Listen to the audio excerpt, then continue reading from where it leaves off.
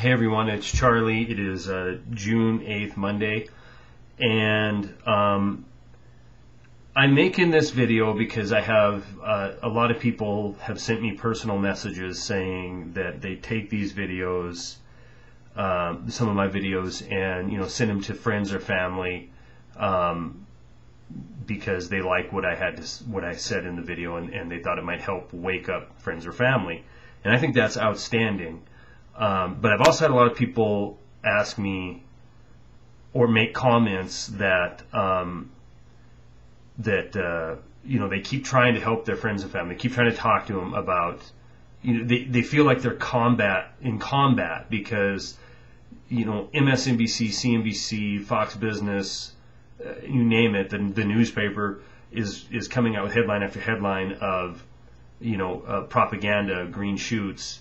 And they're hearing this from friends or family or coworkers, and then they go to battle with some facts, and they try to wake these people up that, listen, you're being mentored to by a financial team who is following the Animal Spirit book. They're trying to run an economy through emotion, and you're catching some flack and some ridicule for your point of view, or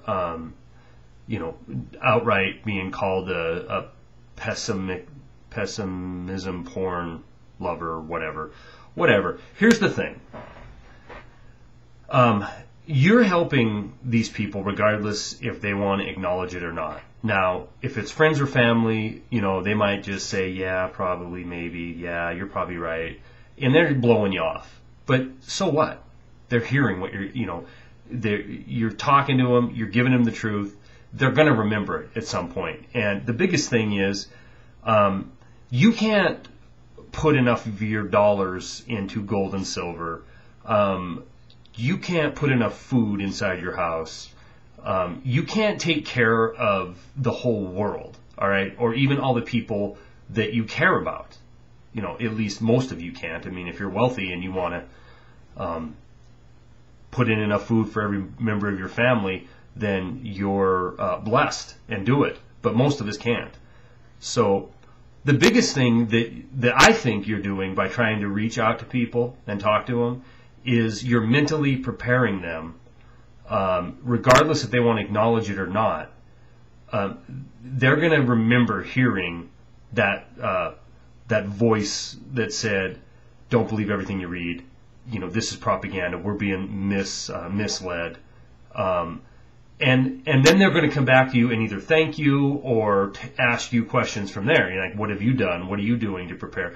Because the fact of the matter is, if you're talking to somebody right now, we're already in this depression. I mean, we're in it, and I know that there's Nobel award-winning economists who are saying, I read an article today, that we'll be out of it we'll be in recovery by September. So the mantra of propaganda is not going to stop. It's not going to stop. Hitler put out propaganda that the Reich was going to survive and pushing back the Russians in his bunker in Berlin before he put a bullet in his head. So, I mean, until the very, very end, there's going to be somebody trying to convince you that everything's okay. So, and, not that I think we're going to get to that stage, but what I'm trying to get at is, as long as there's somebody who has power over you, they're going to continue to try to maintain that power over you until the very end. They don't want to give it up. And the quicker that you realize that they don't have your best interests in heart, that they are not taking care of you, the quicker they're going to lose their power over you. Now, and that's why you see we're going to save or create or maintain 600,000 jobs. Okay. No, we're not. We're going to create a bunch of summer jobs, and you can't quantify saving jobs. You really can't. So that I don't want to get off on the tangent on that.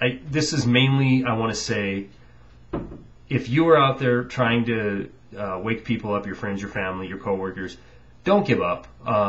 And don't think that for you to be successful, they have to put in 6 months worth of food or own 100 ounces of silver.